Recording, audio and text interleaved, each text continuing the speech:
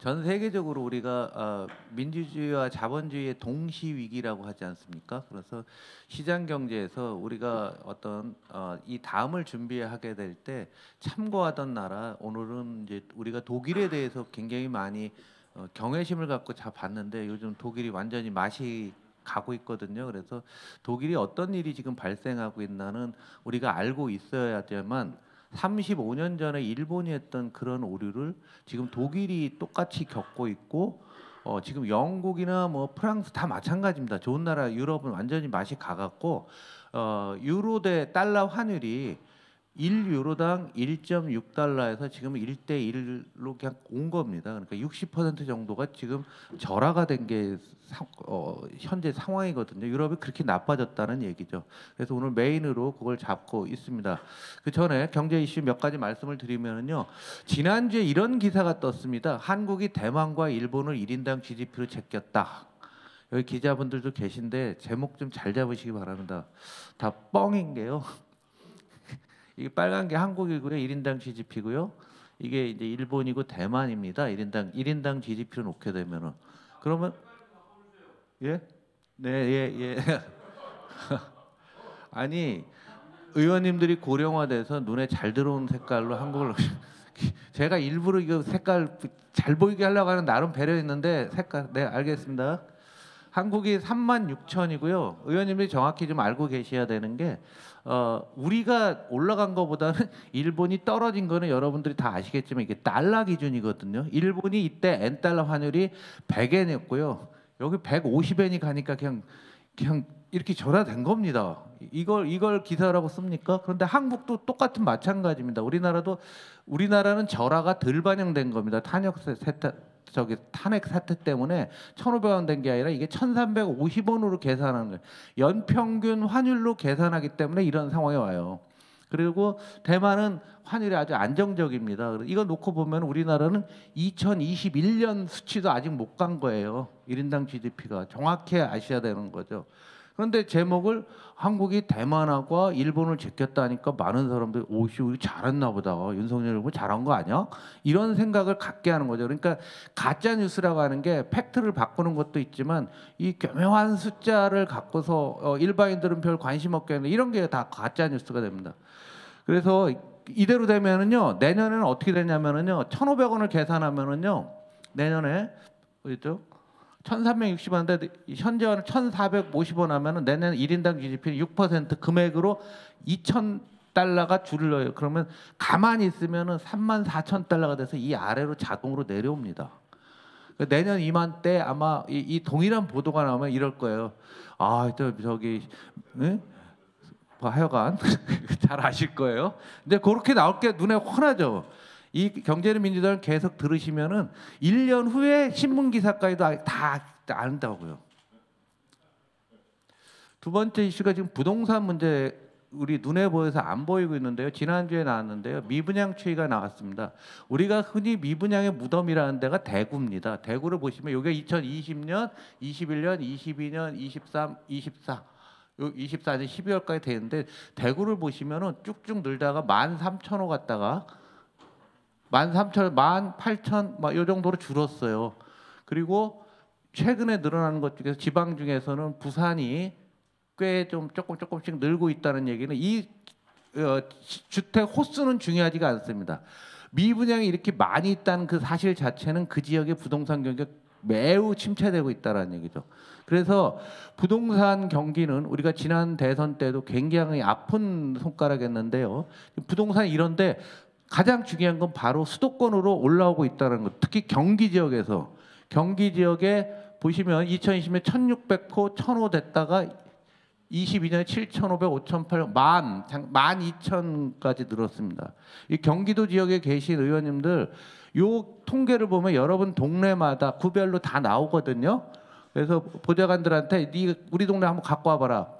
동별로 한번 갖고 와봐라 보시면은 이 미분양 부분들이 계속 나오고 있다라는 얘기는 지금 이 상황에서 지금 우리 탄핵 이후에 사태 이후에 경기 더 많이 침체되고 하다 보니까 어떤 사람들은 이러거든요. 지금 미분양이 늘면서 거래가 완전히 끊어지고 있어요. 거래가 없다는 얘기는 서로 눈치를 보고 있고 옆에 미분양이 늘어나는 거죠. 어떤 이유에선가 누가 한번 때리게 되면은 밑으로 확 꺾어질지도 몰라요. 그래서 경기도 지역에 계신 의원님들께서는 이 미분양에 대해서 정말 큰 관심을 갖고 여러분들이 좀 보셔야 된다. 그래서 특별히 이걸 만들었고, 서울은 뭐 아직 957호밖에는 좀 안 되고 있는데, 이 부분은 항상 뇌관처럼 우리 당에도 리스크고 우리 나라 전체로도 큰 문제가 될 것 같습니다. 세 번째는 지난번에도 한번 말씀드렸던 것 같은데, 오늘 EU 전체 중에서 오늘 독일을 공부하지만 EU 전체로 놓고 보게 되면은 EU의 고령화야 뭐 당연히 아실 텐데, 고령화 계산을 이렇게 하면 돼요. EU가 베이비 부머가 2차 세계대전이 1945년에 끝났죠? 맞잖아요. 근데 대답 좀 하세요. 45년에 끝나면 2년 후부터 베이비 부머거든요. 제대해서 결혼해서 해서 아기가 엄마 뱃속에서 10개월 있으면 최소한 2년 정도, 47, 48년생이 지금 우리나라로 한번 더해 보세요. 2025에서 한번 더해 보시면은 70대 후반 80 정도 됐잖아요. 되니까 어느 나라나 선진국들은 미국도 그렇고 일본도 베이비 부모가 47년이잖아요. 단카이 세대라고 하잖아요. 유럽도 마찬가지예요. 그래서 그 사람들 때문에 이 생산 가능 인구는 줄고 있고요. 그 다음에 미국은 이민이라든가 아직은 이민자들이 아이를 많이 낳으니까 요런 상태고, 고령자 부양 비율도 뭐 미국 대비 상당히 높은 상태고, 임금은 이제 이쪽에서 살기 어려워지고 고령화로 가면서 돈을 임금을 상당히 많이 올렸죠. 그래서 노동 생산성 증가율하고 물가 상승률만큼 임금이 오르면 딱 맞는 건데, 지금 둘 다 하강하고 있다는 건 굉장히 의미가 있는 거죠. 나라에 돈은 없고 GDP 대비 R&D 미래에 대한 투자가 없고, 이 투자 부분에 있어서 유럽은 지금 큰 딜레마에 빠져 있는 겁니다. 유럽 경제는 독일이 다 중심을 잡고 있는데, 독일 뒷장에도 나오지만은 R&D 지출이 많이 낮고, 이런 모든 것들이 어울려져서 유로존의 노동 생산성은 매우 낮은 단계를 유지하고 있고, 이것이 누적적으로 나타나고 있는 거죠.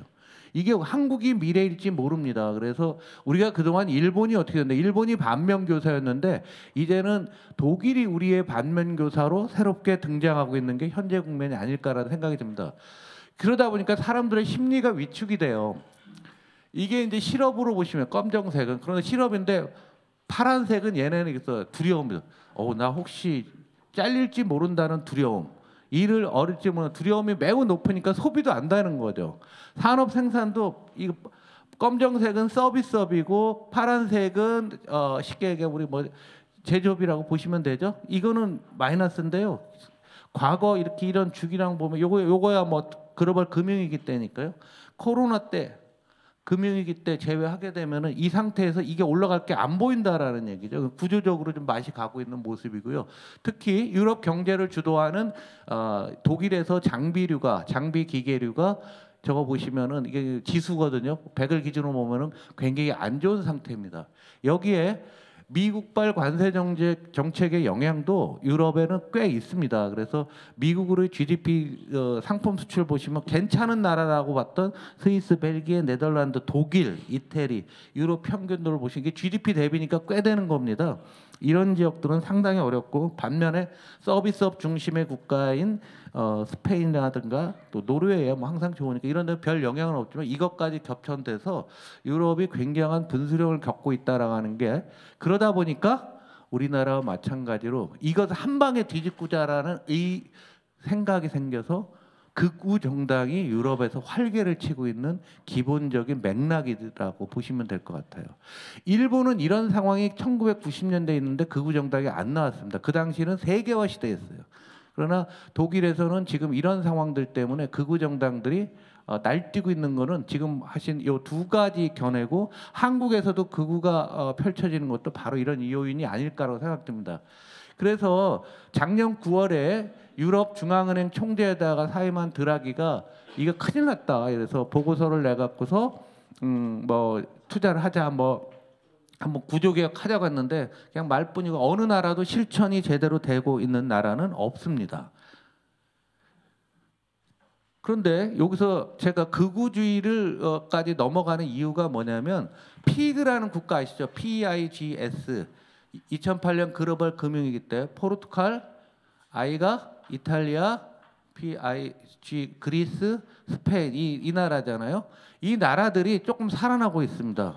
그들이 한 것은 전부 다 신자유주의 개혁이었어요. 그래서 스페인을 보시면은 독일이 위에 파란색이고요. 스페인 GDP를 보시면 이때 굉장히 스페인이 어려웠거든요. 그래서 조금씩 회복되다 나빠졌다 지금 스페인이 확 올라가고 있는데 스페인은 좀 독특해요. 그 이유는 스페인 경제에서 이 서비스업이 비중이 매우 높고 특히 한국 사람까지 가서 여행하면 다 스페인 아니에요. 음식도 하다 보니까 올라가고 내부적으로 신자유주의적인 개혁을 많이 했어요. 포르투갈도 마찬가지예요. 요거는 독일 금리에서 포르투갈 금리를 뺐는데 금리가 미국 이 유럽은 높을수록 괜찮은 나라입니다. 성장을 하니까 물가가 오르고 물가가 올라가니까 금리가 높은 거예요. 포르투갈이 한 2020년 전부터 낮아지는 거죠. 유사합니다. 그리스도 마찬가지고 독일도 마찬가지예요. 그러니까 얘네들이 했던 게 신자유주의 정책인데 가장 대표적인 신자유주의 정책이 바로 아르헨티나도 똑같은 걸 하고 있습니다. 아르헨티나에서 이 밀레이라는 사람이 전기톱으로 규제를 해제한다 해서 선거 기간 중에 전기톱을 들고 다녔죠. 우리 당은 선거할 때 앞으로 뭘 들고 다녀야 될지 잘 모르겠네요. 파리채를 들고 다녀야 되나. 하여간 뭐 여러 생각이 들. 예? 이거 응원봉? 응원봉. 하여간 이 사람이 뭐 한다. 저 위에 아르헨티나에서 밀레이 정부의 정책 한번 다 보세요. 1번 공무원 대규모 해고, 2번 에너지 교통보증 삭감, 3번 공공건설 중단, 4번 퇴직자 연금 동경, 환율 50% 줘라, 세율 인상. 살 수 있겠습니까?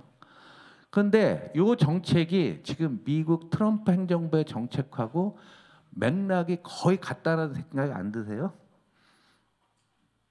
지금 전 세계에서 구조조정에 성공했다는 나라들이 이렇게 되고 이게 이제 극우 형태로 발생하고 있는 거죠. 그래서 아르헨티나 이 사람이 지금 성공했다고 얘기하는데 지금 보시면은 물가 상승률이요 전년 대비 300 정도에서 120 됐는데 이만큼 떨어져서 되게 성공했다라고 얘기하고 이건 금리입니다. 그래서 혹시 돈 없으시 여기다 저금하시면은 금리 50%짜리 아직도 가능해요. 옛날 150까지 갔었는데 50까지 가능합니다. 브라질도 그렇고. 우리나라 고리 대금업자보다 더 하죠. 그런데 한국 사람들이 워낙 공격적이어서 여기보다는 낮은데 브라질 채권에 굉장히 많은 투자를 하고 있거든요. 그래서 브라질은 사례로 안 갖고 온 게 우리나라 투자가들이 많이 있기 때문에 그런데 어찌 됐건 이 모든 나라들이 극우화되면서 이런 식의 정책을 펴고 있다라는 것, 그것은 한국의 극우가 움직이고 있는 그 맥락, 이게 전 세계적으로 동일하다라는 얘기입니다. 1932년에 히틀러가 들어오기 전에 유럽과 아시아 전 세계가 똑같이 파시즘의 물결이 있었던 것과 동일하게 지금도 동일하다는 얘기예요. 너무 쉽게 보지 말고 딴 나라들이 이런 것을 우리 여당이나 보수 언론에서 이런 걸 집중적으로 부각하면 우리도 이걸 해야 된다라고 하는데 실제로 가보면 이 나라 국민들의 삶은 다 피폐해질 정도로 된 거죠.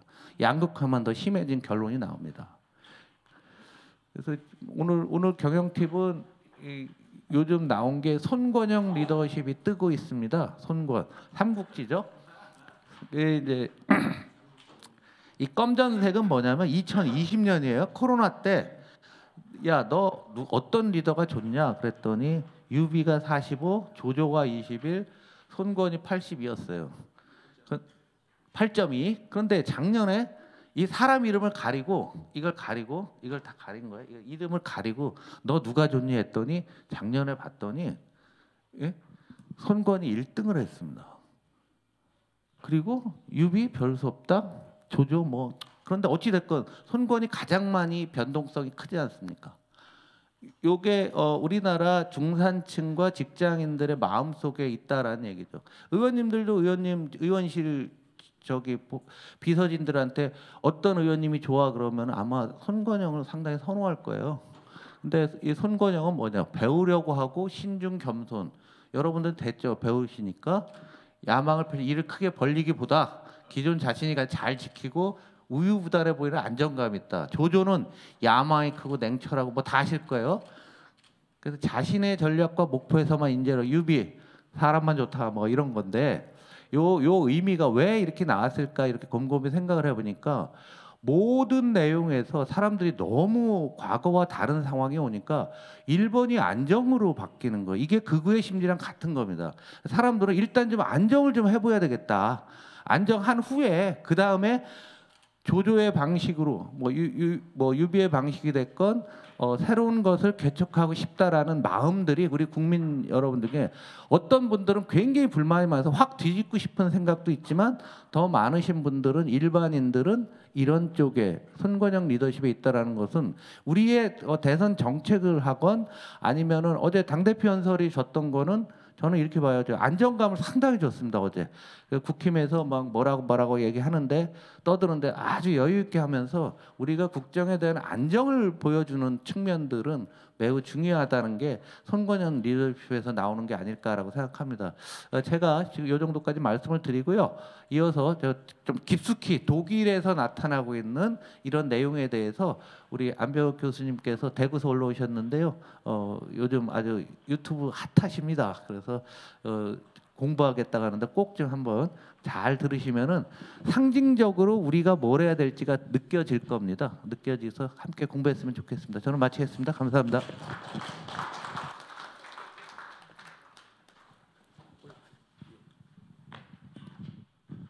예, 안녕하세요. 반갑습니다.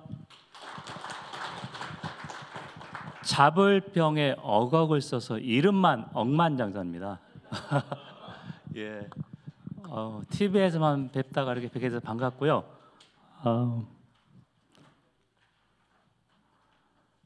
독일이 이제 국제 정치 경제상 위상이 꽤 높은 편인데 먼저 좀 보고 지금 뭐가 문제인가? 독일은 아주 독특하게 헌법을 기본법이라고 불리는데 거기에 재정 준칙을 명시했습니다.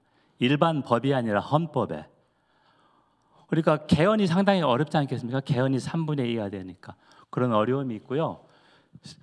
정부 리더십이 좀 많이 부족하다 그런 얘기 쪽이고 열흘 23일 날 그러니까 11일 후에 독일 조기 총선이 있습니다.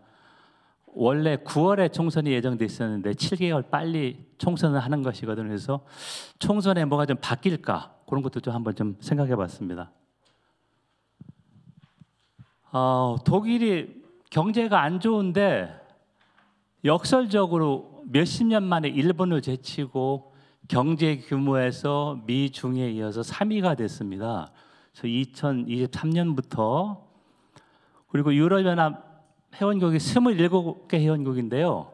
경제 정치 블록 독일 경제가 20%, EU 회원국 가운데 20개 나라가 자국 화폐를 폐기하고 유로라는 단일 화폐를 써서 유로존인데 그 경제의 4분의 1입니다.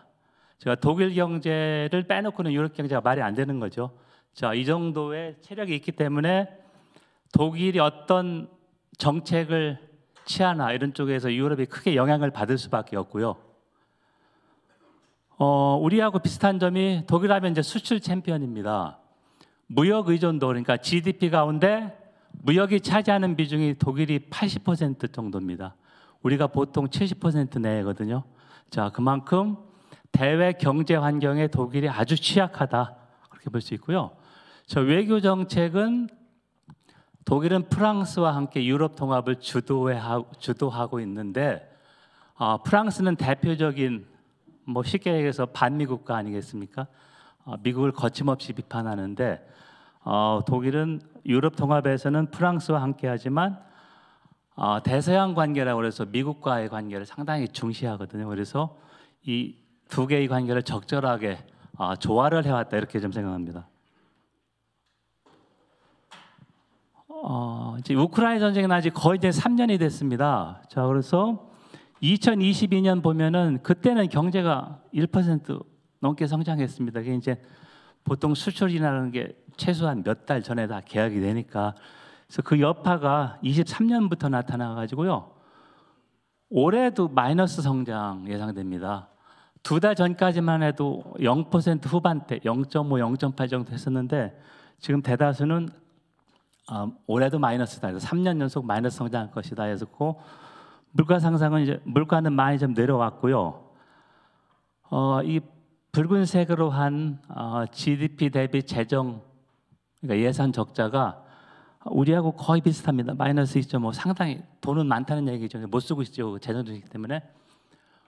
정부 부채도 EU나 유로존 현국가인데 상당히 양호한 편입니다. 그러면 이제 독일 경제가 3년 연속해서 마이너스를 한 이유가 있을 텐데요. 분명히 단기적 요인도 있고 중장기적 원인도 있습니다. 그래서 단기적은 제일 먼저 나오는 게 에너지 가격. 러시아에서 독일 그 북해 쪽으로 한 1,200, 1,300km 해저 파이프라인으로 천연가스를 들여왔습니다. LNG 전혀 안 썼습니다. 가장 저렴하게. 근데 그게 바로 끊어졌습니다. 전쟁이 일어나면서. 자, 그런 상황이고, 제조업 비중이 18% 정도, 우리가 24%가 조금 높고요. 그 다음에 제조업 고용은 4분의 1 정도입니다. 그래서 전쟁 전에, 그러니까 2019년에는 독일 전기 요금이 미국과 비슷한 수준이었었는데, 전쟁 발발 후에는 러시아산 천연가스 원유가 끊어지는 바람에 최소한 2배, 거의 3배 가까이 높아졌습니다. 그러니까 제조업 경쟁력이 안 되는 것이죠, 원가에서. 그리고 우리와 비슷하게 중국 리스크가 계속 증가했습니다. 중국과의 교역이 급증했고, 처음에는 흑자 났지만 지금은 대규모 적자로 바뀌었고요. 중국이 이제 경쟁자가 됐습니다. 메이드 인 저머니 경쟁자가 됐고, 국제 경쟁력에서 이제 정부 역할이 가장 큰 건데, 전자정부, 우리가 그 유엔의 전자정부 지수 보면은 항상 3등 안에 들어오지 않습니까? 독일은 거의 꼴찌입니다. 그만큼 인터넷 이쪽 기반의 일이 안 된다는 거고요. 단순 비교하면 독일 가서 인터넷 한번 해보면 우리나라 10년 전 정도 속도 나올까 말까 할 것입니다. 상황이고, 특히 부족한 게 인프라, 교육, 디지털 인프라, 그런 상황입니다. 거기서 좀 더 구조적인 요인을 한다면, 이런 단기적 요인 외에도 냉전이 끝나고 탈냉전 시대부터 해서 20년 넘게 세계의 황금 시대라고 해서 중국이 특히 2001년에 WTO 가입하면서 시장이 많이 커졌죠. 근데 이제 그게 저물고 있다. 그리고 고령화 때문에 인구는 감소하는데 독일에서는 조금씩 근무 시간 줄이게 하고 있습니다. 그래서 우리하고 좀 정반대인데요. 그래서 근무 시간을 줄이면서 어떻게 생산성을 증가할 수 있을까, 그런 게 좀 어렵지 않겠습니까? 그리고 제가 첫 말씀드렸던 헌법에 균형 재정을 명시해서 돈이 있어도 못 쓰고 있습니다. 그래서 이걸 어떻게 할 수 있을까 하는 거하고, 보통 이제 버터하고 총의 문제라고 하는데, 버터는 먹고 사는 거, 총은 국방비. 그런데 지금 우크라이나 전쟁 나기 전까지는 상당수 안보를 미국에 의존하고 버터를 많이 키울 수 있었는데, 이게 지금 앞으로 상당수 죄송합니다.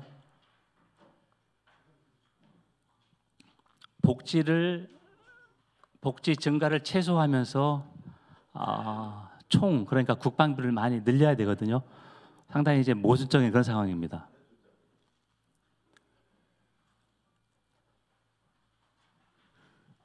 이 오른쪽이 독일이 수입하는 거고요. 왼쪽이 수출하는 건데, 자, 미국하고 중국 보면 정반대죠. 독일이 중국으로부터 수입이 1,570억 유로인데요. 중국의 수출은 970억 유로니까 600억 유로 정도 적자가 납니다. 근데 반대로 미국하고는 정반대죠. 독일이 미국한테 수출을 많이 하고 수입을 적게 합니다. 그러니까 트럼프의 넘버원 타겟이 독일입니다. 트럼프가 계속해서 유로연합 EU에 가고 있는데, 트럼프가 최소한 3-4번 정도 공개적으로 자기가 일기 때 못한 거 후회하는 거 뭐가 있냐 물어보니까 독일차 수입을 저지하지 못해서 내가 안타깝다 이런 얘기를 드러내놓고 했습니다. 그리고 2017년 기억하실 겁니까? 메르켈 총리가 트럼프 방문했는데 악수하고 쳐다도 안 봤죠. 그 유명한 사진 있지 않습니까? 그만큼 트럼프는 독일을 싫어하는 그런 상황인데 이제 이런 뭐 무역이나 그런 것 때문에 이미 그런 것도 있고요. 전기 요금이 미국하고 비교하면 미국은 추구받은 게 슈엘가스 붐 때문에 이제 원유 수출, 가스 수출국이 되지 않았습니까? 그래서 미국은 상당히 낮은데 독일을 비롯한 유럽연합은 미국보다는 2배 정도 높다가 전쟁 발발 후에는 훨씬 더 높아졌습니다. 중간에 있는 건 OECD 평균이고요. 그럼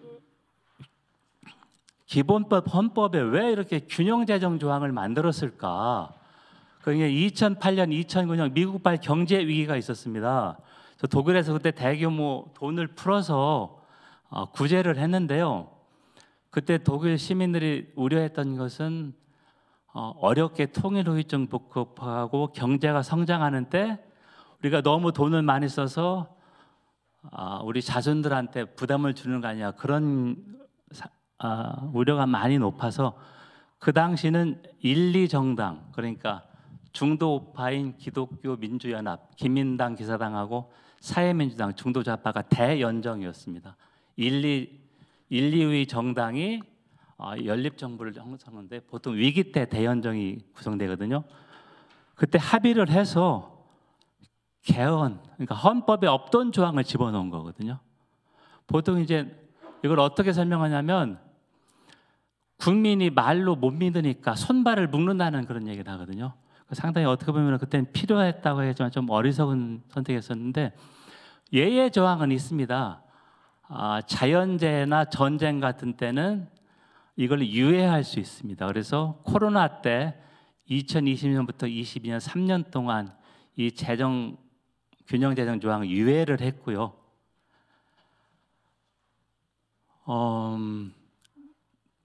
나머지는 합의해서 약간 유연하게 적용할 수 있는데 그게 좀 어려웠던 그런 게 있고요.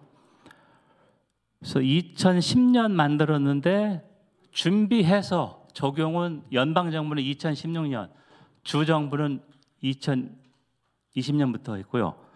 독일에서 독특한 점은 우리나라가 카드 사용 비중이 제 기억에 80% 넘는 걸로 알고 있는데요. 독일은 아직도 현금하고 카드 사용 비중이 거의 비슷합니다. 그리고 독일의 아주 독특하게 슐트라는 단어가 부채란 말인데 같은 뜻으로 잘못, 너 때문에 할 때 그 같은 슐트를 씁니다. 그래서 우리가 알고 있듯이 우리 바이마르 공화국에서 초인플레이션 기억하실 겁니다. 식빵 하나 사랑하는데 수레에 3억 마르크를 싣고 가는 그런 사진 있지 않습니까? 그런 것처럼 아직도 그 역사적 트라우마 때문에 이런 게 상당히 많다. 예, 그렇게 생각하고요. 자, 그렇기 때문에 정부가 재정 여력은 있는데 잘 쓰지를 못했고요. 자, 그런 상황에서 2019년, 23년 비교해서 25년, 29년에 15세, 64세 생산 가능 인구가 독일이 유럽연합 평균보다 3배 정도 더 감소합니다. 자, 노동력은 계속 감소하고 있고요. 2018년, 22년 GDP 대비 총 공공 지출, 정부가 돈을 푸는 거죠. 인프라나 뭐 이런 것 때문에 독일이 꼴찌입니다. 2.5, 노르웨이나 스웨덴 이쪽은 거의 2배 정도죠. 꽉 손발을 묶었습니다. 자, 독일이 당연히 이제 뜨는 산업, 지는 산업이 있을 텐데요. 전통적인 제일 밑에 금속이나 자동차 부품은 2만 명, 1만 명 이상 노동력 고용이 감소했는데요. 뜨는 산업은 IT, 기술 연구 서비스, 방산 쪽, 우주항공하고 방산, 의료 기술 이런 쪽은 고용이 늘고 있습니다. 그래서 독일 언론 보면 독일이 이제 그린테크에 상당히 강하거든요. 그래서 그쪽은 인력이 없어서 숙련 인력이 좀 많이 필요하다 하는데 상당히 부족한 상황입니다. 독일이 통일 후유증을 극복했던 게 어젠다 2010인데요. 2010년도를 대비해서 우리 국가 경제 틀을 고치자 성공했습니다. 그래서 그 당시는 사회민주당의 슈레더 총리였습니다. 우리 토니 블레어와 함께 그 새로운 중도좌파 열었다는 그런 사람이었었죠. 예, 그래서 90년대 말에 유럽의 병제라고 그래서 그 당시에도 2년 연속 마이너스 성장이었습니다. 자, GDP의 한 5% 가까이를 통일 후에 구동독 지역에 지출했는데요. 절반 정도가 복지 지출이었었고 인프라 투자는 20%밖에 안 됐습니다. 자, 이제 급속한 통일 후유증이었었죠. 자, 그렇게 됐고, 그래서 핵심이 연금 적게 받고 노동시장 유연성 도입이었습니다. 그런데 아이러니한 게 중도 좌파 총리가 이 개혁을 했다는 거거든요. 그래서 하도 이 당내에 반발이 심했기 때문에 이거 통과 안 시켜주면 나 사임하겠다 해서 겨우 통과를 시켰거든요.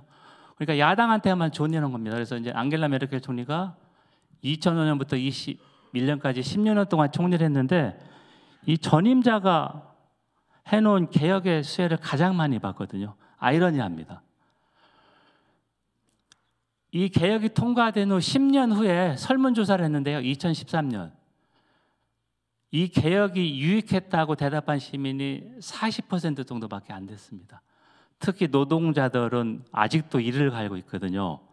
근데 이 개혁 때문에 그래도 독일 경제가 살아났습니다. 어젠다 2010. 근데 이거에 대한 비판이 꽤 많죠. 미니잡, 연금이 많이 줄었고, 그 다음에 저임금 근로자 대폭 확대했고, 그리고 이제 이걸 뭐라고 혹평하냐면 이 개혁 후에 평균적으로 독일 근로자들의 임금이 물가 상승률보다 낮았습니다. 반대가 돼야 되지 않겠습니까? 근데 낮았고요. 예. 2023년 말 자료여서 19년, 28년은 좀 더 낮아졌을 텐데요. 독일이 2005년, 2019년 보시면 한 25% 가까이 성장했거든요. 그러니까 14년 동안 25% 가까이 성장이고 미국발 금융위기가 2008년, 2009년인다고 생각하면 연간 거의 2% 정도 성장했습니다. 상당히 높았고 우리가 보통 영국이 경쟁성이 높지 않은 그 당시는 영국보다 높았습니다. 그리고 유럽이나 영국 가운데 폴란드가 지금 가장 뜨는 나라인데요. 거의 50% 성장했습니다. 그러니까 1년에 최소한 2005년, 2019년 사이 폴란드가 1년에 3% 정도 성장했다는 얘기거든요. 3% 넘게. 자, 독일이 그럼 왜 이렇게 3년 연속 마이너스 그러냐? 뭐가 문제냐? 이게 이제 구조적인 중장기 원인인데요. 국가 경쟁력 지표 해마다 발표되지 않습니까? 이건 당연히 이제 국가의 역할인데 돈이 있어도 못 쓰는 그런 거, 그러니까 인프라 투자가 안 되는 거죠. 독일 아우토반 달려본 사람들 공통 얘기하는 게 노면이 좀 많이 안 좋아서 속도를 못 낸다. 무제한, 속도 제한이면 고속도로가 아우토반 아닙니까?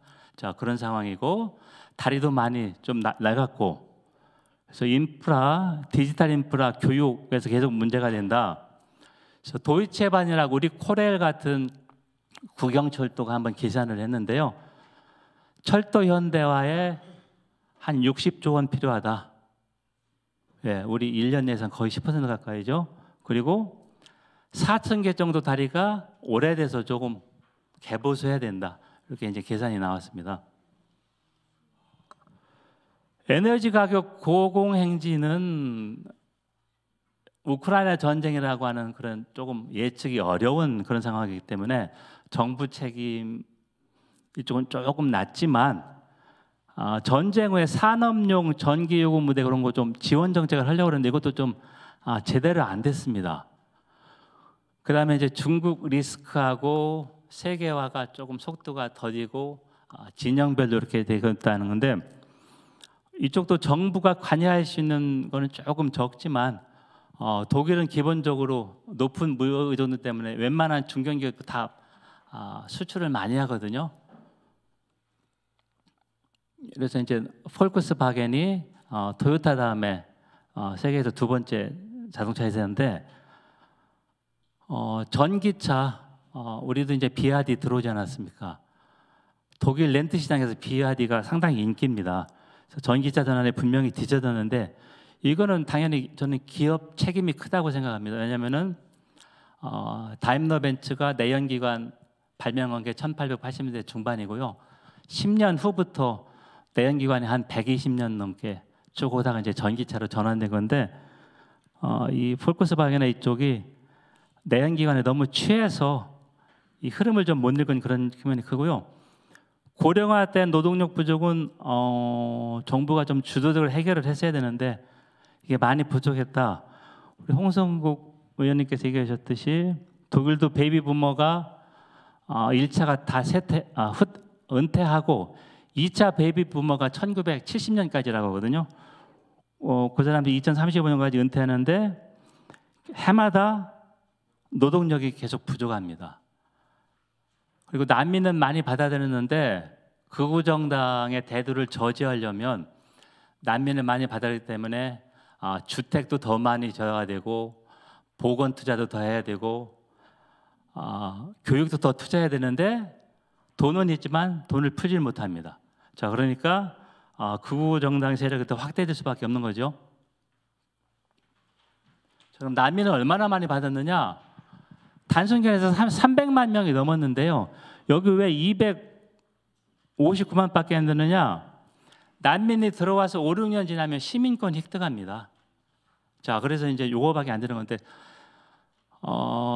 독일은 최소한 해마다 20만 명 넘게 난민을 신청했고요. 그냥 이런 전쟁이 없어도 난민 인정률이 50% 가까이 됩니다. 우리가 10% 안 되는 거 알고 있는데, 자, 그래서 전쟁이나 이런 거 없어도 가만히 독일이 받는 난민이 연간 10만 명 왔다 갔다 한다는 거거든요. 상당히 큰 부담이 될 수밖에 없고요. 그래서 극우 정당이 얘기한 게 재이민은 난민이나 누가 들어와서 시민권 획득했어도 이 사람은 원래 바이오 도이치가 아니기 때문에 그 아리안족 혈통이 아니기 때문에 쫓아내자고 지금 주장하고 있거든요. 정말 말이 안 되는 소리인데요. 그래서 이 바이오 도이치란 말이 독일 그 언어연구소 해마다 최악의 독일어 단어를 선정합니다. 그래서 2024년 최악의 독일어 단어가 바이오 도이치가 됐습니다. 네. 이거는 뭐냐면 아리안족, 우리 히틀러가 했던 아리안족 혈통만이 독일 사람이다. 그래서 바이오 도이치가 하는 사람 쫓아내자. 이런 거 지금 이렇게 됐거든요. 그래서 이제 이 독일 대한당은 어떤 주장을 하고 있느냐? 왜 우리가 가난한 피그스 국가 돈을 퍼주느냐? 우리도 못 사는데 그래서 유럽 연합에서 탈퇴하자. 그래서 도이칠란드 엑시드에서 덱시트라는 말을 쓰고 있고요. 이게 독일은 기본적으로 이런 담론을 전혀 몰랐던 나라인데요. 창당이 2012년인데 창당 한 12년 만에 지금 독일 대한당 지지율이 20% 정도입니다. 특히 동독에서 지지가 옛날 동독 지역에서 지지가 옛날 서독 지역 지지보다 2배 정도 높습니다. 그러니까 구동독 지역 주민의 3분의 1이 독일 대한당을 지지하고 있다는 얘기고요. 그래서 가장 최근에 한 게 12월 달에 했는데요. 극우 독일 대한당을 제한 여야가 합의를 해서 헌법에 헌재 규정이 없었습니다. 자, 이거를 넣은 이유가 일반법은 극우 세력의 세력을 확대하면은 헌재를 건드릴 수 있기 때문에 헌재 조항을 새로 헌법에 넣었습니다. 이게 가장 최근에 이제 독일에서 이루어진 거고요. 이제 이렇게 많은 피난민이나 난민을 받을 경우에 가장 큰 어려움이 주택 부족. 유럽에 가보면 1인당 면적 얼마나 딱 법에 규정되어 있습니다. 저 요거를 이제 지켜주기 때문에 주택을 많이 지어야 되는데요. 1년에 40만으로 짓겠다고 그러는데 잘해야 70%밖에 달성 못했습니다. 인건비도 많이 올랐고 자재도 많이 올랐고 여러 가지 좀 도시계획 보는 게 까다로워서 그렇고요. 그리고 난민 한 명에 얼마나 지원하느냐, 들어오면은 인도주적 보호 조치에서 월 얼마씩 주고 교육, 의료 이쪽 다 해주거든요. 그래서 최소한 10,000유로, 지금 유로가 약세인데 한 1,400만 원 정도. 그래서 우크라이나 난민이 100만 명 넘게 들어가기 때문에 14조 원 1년에 지출했다는 얘기거든요. 그래서 14조 원이면 제가 있는 대구시 1년 예산이 12조 원이 안 됩니다. 자, 이렇게 단순 계산해 보면 독일이 꽤 좀 많이 이런 게 큰 부담이었다 이렇게 생각할 수 있고요. 이렇게 난민이 많이 들면서 이제 독일 대한당 같은 극우 정당 세력이 상당히 커졌고요. 난민에 대한 테러 같은 것도 많이 늘었고, 독일이 이제 조기 총선하게 된 이유가 조기 총선이 독일에서는 상당히 드뭅니다. 왜냐하면 연립 정부를 항상 구성했기 때문에 연립 정부를 구성하고 있는 꼬마 정당, 그러니까 지지율에서 10에서 15% 정당이 박차가 나가지 않는 한 조기 총선이 없었고, 1949년에 서독 독일이 건국됐는데 소수 연정 파트너가 박차고 나가서 조기 총선한 게 이번에 2번째입니다. 자, 그만큼 드물 수밖에 없는 게 선거가 끝나면 최소한 2~3달 정당 지도부에서 1, 2위를 한 정당 하나하고 3, 4위를 한 정당입니다. 연정 협상을 해서 주요 정책에 대한 합의문을 한 100페이지 내로 작성합니다. 그래서 그거대로 움직이기 때문에 독일 정치는 상당히 안정돼 있고 너무 재미없다, 너무 뻔해 보이니까요. 자, 그런 입장이었었는데 이번에 이제 건국 후에 2번째로 조기 총선이거든요. 7개월 먼저. 자, 그런데 이제 왜 21년 가을에 총선 후에 3개 정당으로 이루어진 연립정부가 구성됐습니다. 그 전까지는 2개 정당이었었거든요. 자, 그렇게 된 이유가 극우 세력이 세력을 많이 확대해서 2개 정당을 합해도 과반이 안 됩니다. 그래서 최초의 3개 정당 연립정부인데요. 정당 색깔을 따라서 신호등 연정이라고 불렸습니다. 사회민주당의 제1당이었으니까 붉은색이고, 녹색당, 그리고 가장 친기업적인 자유민주당, 자민당은 노란색입니다. 그래서 신호등 연정이 구성됐는데요. 삼민당하고 녹색당은 성향이 비슷하지만 이 가장 친기업적인 자민당은 좀 안 맞지 않겠습니까? 그래서 이제 3개 정당 연립 정부가 됐는데 처음부터 얼마나 갈까 그런 얘기가 좀 있었거든요. 근데 결정적으로 붕괴된 게 자유민주당에서 자 소수 정부에서 연정 파트너가 항상 재무장관직을 가졌거든요. 저 우리 생각하면 이해가 안 되죠. 어떻게 10에서 15% 차지한 정당에서 재무장관직을 가질까? 근데 이게 이제 독일 연립정부의 특징이어서요. 소수 정당이 상당히 유리하죠. 돈주머니를 차고 있는 재무장관이었는데 사회민주당의 숄츠 총리가 균형 재정을 예를 좀 적용하자, 유연하게. 근데 이거를 재무장관이 거부했습니다. 총리가 할 수 있는 일은 참든지 아니면 해고하든지 했는데 재무장관을 해고했습니다.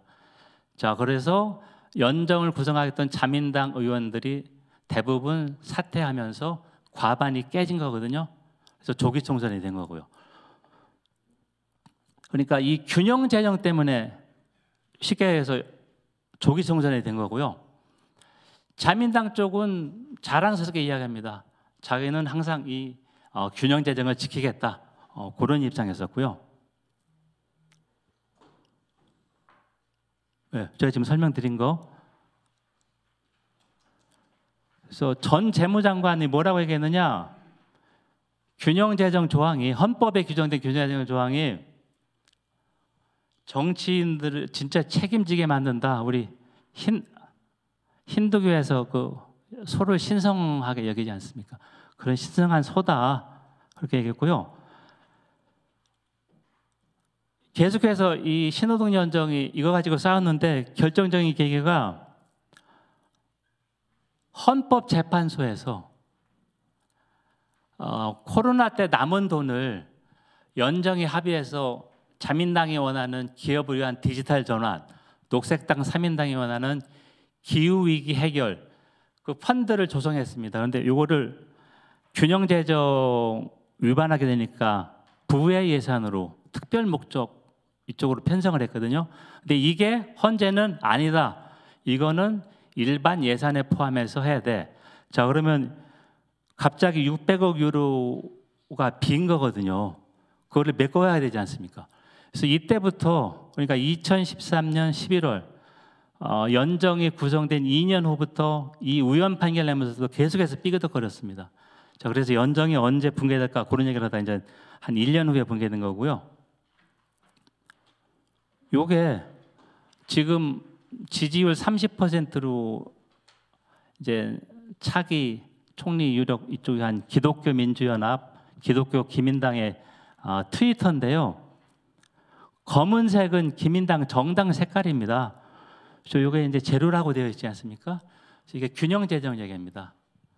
검은색 제로라고 그래서 뭐라고 썼냐면 굳건한 재정이라는 게 세대 정의를 위해서 필요하다.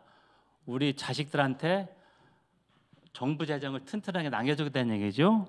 자, 이거를 패티시라고 부르면 우리는 독일의 가장 자랑스러운 물신 숭배자가 될 것이라 이렇게 자랑하고 있거든요. 네.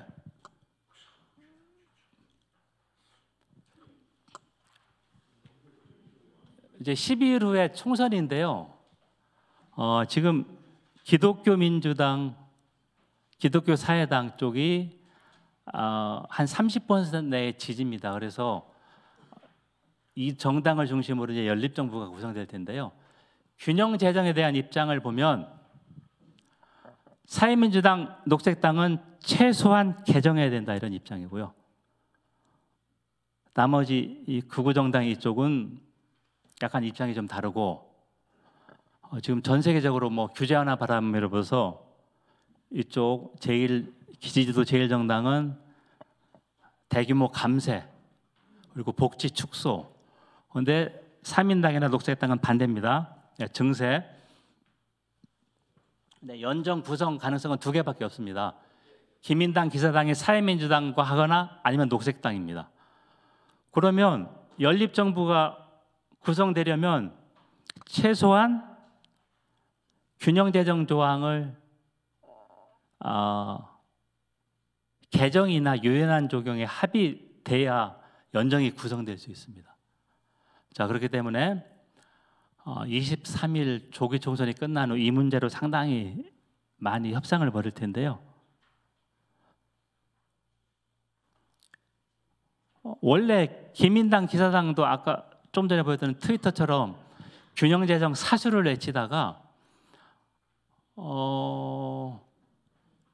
선거 공약 전에는 약간 유연한 입장을 보였는데요.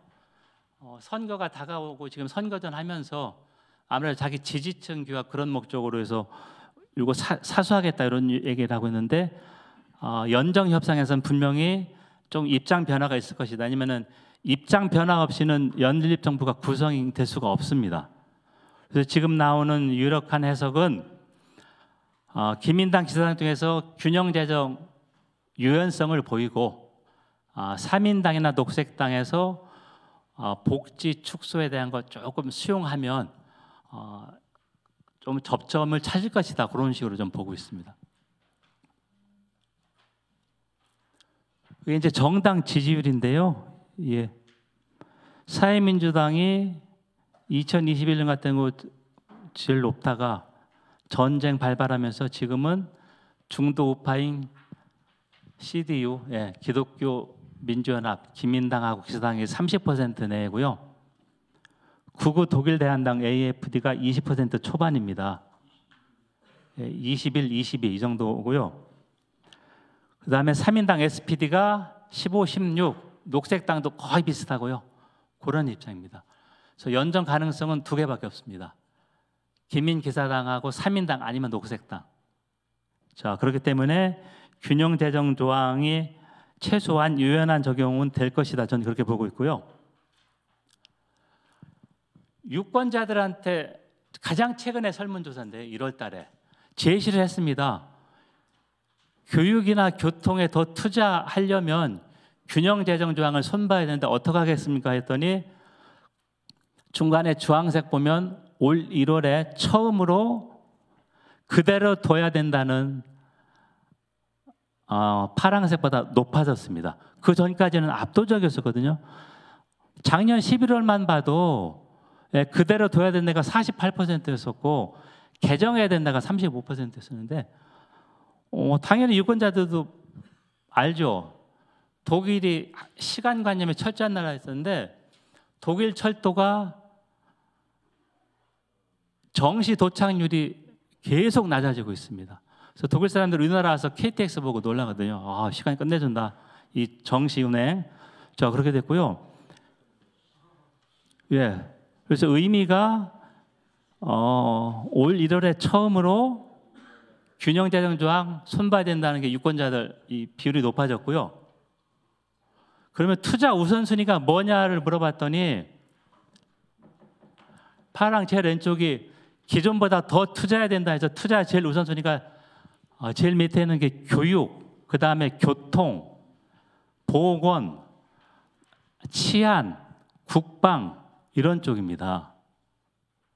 자, 이런 우선순위를 해서 아까 제가 그 독일 정부 리더십이 부족했다는 게 이런 쪽에 투자를 더 했어야 되는데 전혀 못했거든요. 인프라 투자 이런 쪽. 그러면 성공한 어젠다 2010이 있었고 지금 1위 지지를 달리고 있는 기민당 쪽에서 어젠다 2030을 제시했습니다. 그러니까 2030년을 대비한 독일의 국가 개혁 프로젝트인데요. 그 당시 상황하고 비교하면 아주 뭐라고 할까 좀 녹록지 않습니다. 어젠다 2010은 개혁해야 된다 이런 공감대가 많았었고 야당도 전폭적으로 지지했고 그리고 당시 사회민주당 총리가 주요 세력 기반 하나인 노조 반발을 무릅쓰고 관철시켰거든요. 근데 지금은 전쟁도 우크라이나에 계속되고 있고 트럼프 복귀해서 독일 관세 지금 시간만 보고 있거든요.